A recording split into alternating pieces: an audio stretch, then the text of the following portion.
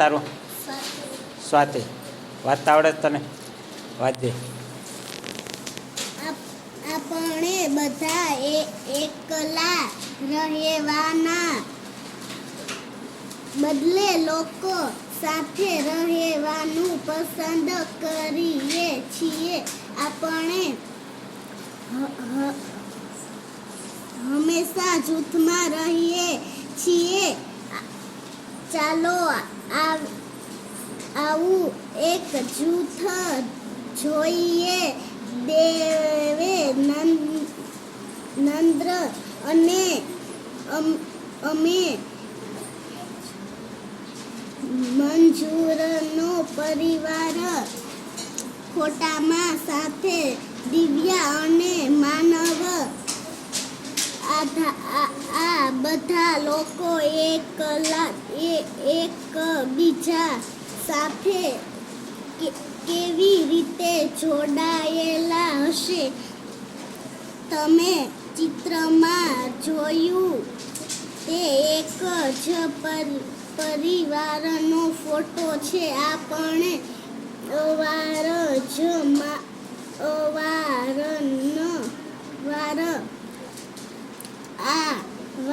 આવા કુટુંબના ચિત્રો અથવા ફોટા જોઈએ છીએ. આવા ફોટા આપણે ક્યાં જોઈએ છીએ? શું બધાના કુટુંબમાં આટલા જ સભ્ય હોય છે? શું બધાના પરિવાર એક સરખા જ હોય છે? ચાલો થોડા પરિવાર વિશે વાંચીએ. તારું જેનિસ ગુજરાતી વાંચતા આવડે? વાંચજે.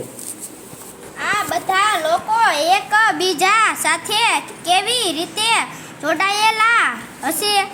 તમે ચિત્રમાં જોયું તે એક જ પરિવારનો ફોટો છે. આપણે અવારનવાર આવું કુટુંબ ચિત્રો અથવા ફોટા જોઈએ છીએ. આવા ફોટા આપણે ક્યાં જોઈએ છીએ? શું બધાનું કુટુંબમાં આટલા જ સભ્યો હોય છે? શું બધાના પરિવારમાં એક સરખા જ હોય છે? ચાલો થોડા પરિવાર વિશે વાંચીએ. સીતા બસ. શું નામ તારું?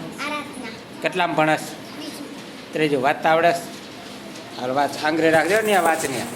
સીતા સુરત શહેરમાં રહે છે. તેઓ તેમના વડીલોના મકાનમાં રહે છે.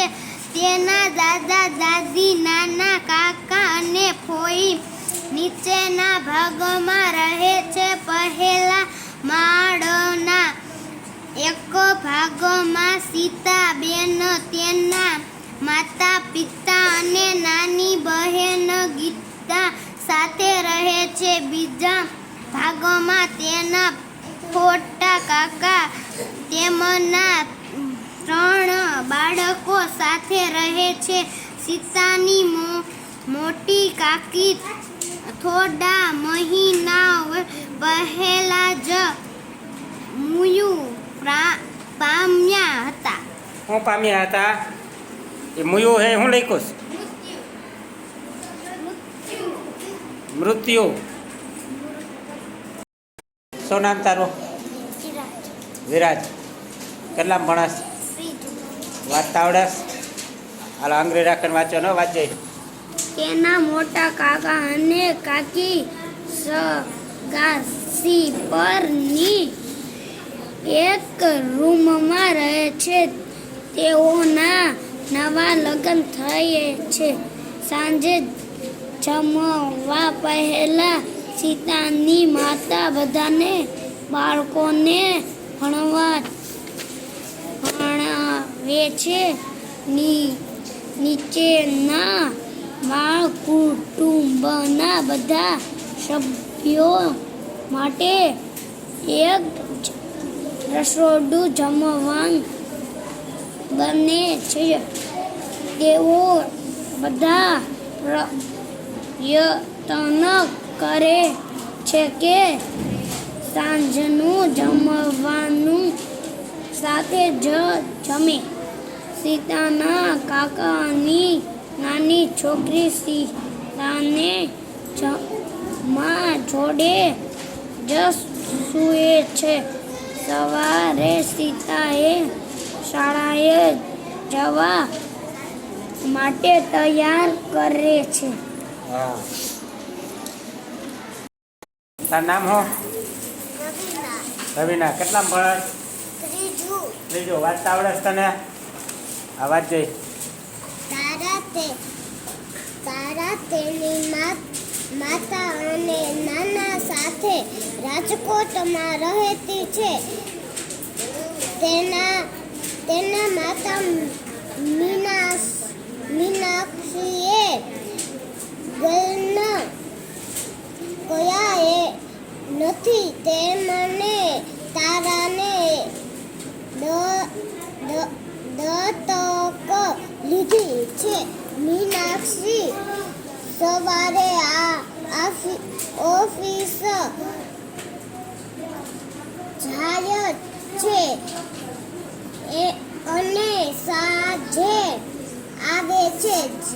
જ્યારે તારા શાળાએથી આવે છે ત્યારે તેના નાના તેની સંભાળ રાખે છે. નાના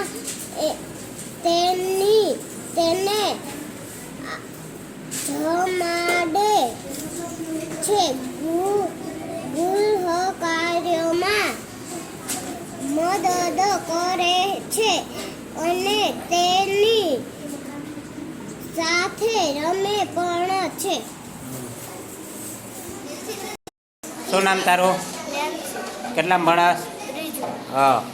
હાલો વાંચવાનું છે બરાબર. આંગળી રાખીને વાંચજે. વાંચ. રેહાના અને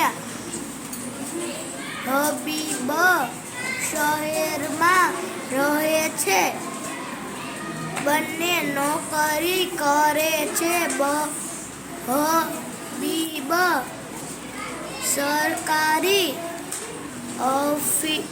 ઓફિસમાં કલાક છે અને રેહાના શાળામાં ભણાવે છે. હબીબના પિતાજીની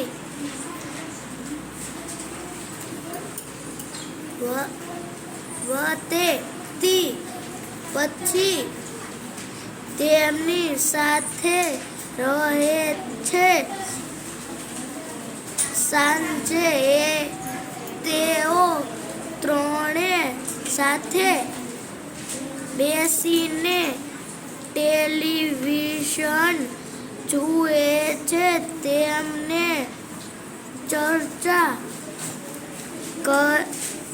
કરવી પણ ગમે છે. રજાઓમાં પડોશમાંથી બાળકો તેમના ઘરે આવે છે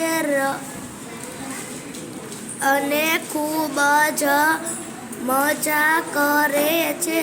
તેઓ રમતો રમે, બહાર જાતાને ક્યારેક નાટક અને ચલચિત્રો પણ જુએ. નામ? વિરાજ. વિરાજ. કેટલામાં ભણસ? ત્રીજું. વાંચતા આવડે છે ને? હા. હાલો વાંચજે. તેના પિતા, કાકા અને પિતરાએ ભાઈઓ સાથે અમદાવાદની કોલોનીમાં રહે છે. કેતન અને તેની તેના ભાઈઓને અમદાવાદ ભણવા માટે આવવું પડ્યું. તેના પિતા અને કાકા અહીં કામ કરે છે. બધા ભેગા મળીને ઘર કામ કરે છે. કેતનના કાકાએ બનાવેલી રસોઈ દરેક ગમે છે. કેતનના પિતા બજારમાંથી ખરીદી કરી લાવે છે. તેઓ થોડા પૈસા કેતનના દાદાને નિયમિત ગામડે મોકલે છે. કેતનની માતા, દાદી, કાકી, નાના મોટા ભાઈ અને બહેનો તેઓના ગામડે રહે છે. શું નામ તારું? આરાધ્યા. કેટલામ ધોરણ ભણસ? ત્રીજો. વાંચતા આવડસ? હાલો વાંચજે. કૃષ્ણ અને કાવેરી તેના પિતા સાથે રહે છે. તેની માતા બીજા શહેરમાં રહે છે. સવારે ત્રણેય સાથે જાય છે. કૃષ્ણ કાવેરીને શાળાએ છોડે છે. પછી કોલેજ જાય છે. તેમના પિતા દિવસે દુકાન જાય છે. કાવેરી બપોરે શાળાએથી આવી જાય છે. તે ઘર ખોલે છે અને કૃષ્ણને ની રાહ જુએ છે. કોલેજથી આવીને કૃષ્ણ અને કાવેરી સાથે જમી છે. કાવેરી તેનું શાળાનું ગૃહ કાર્ય પતાવી રમવા જાય છે. પાછી આવી તે ભાઈ સાથે કેરમ રમે. હા, કેટલામ ભણસ? શું નામ છે? દિવ્યા. વાંચવાનું હો મોટા અવાજે. હાલ વાંચજે.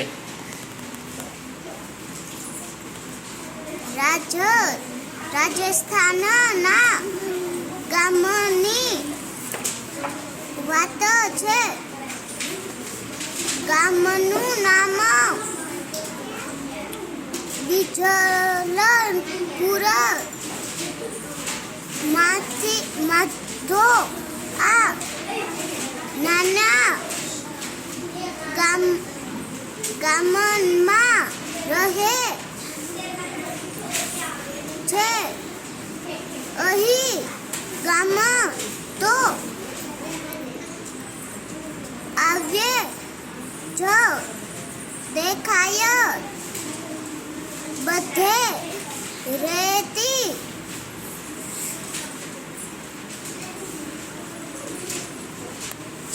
શેડ જોવા મળે. જ્યારે રેતો ફાન ન હોય ત્યારે કયાક ઘર જોવા મળે. ઉનાળામાં નહીં પાણીની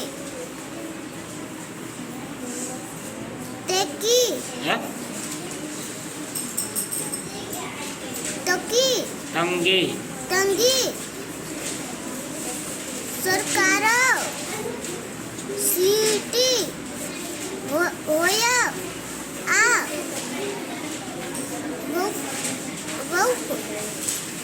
તો ખૂબ જ ખરાબ છે. અહીં વરસાદ જ પડ્યો નથી.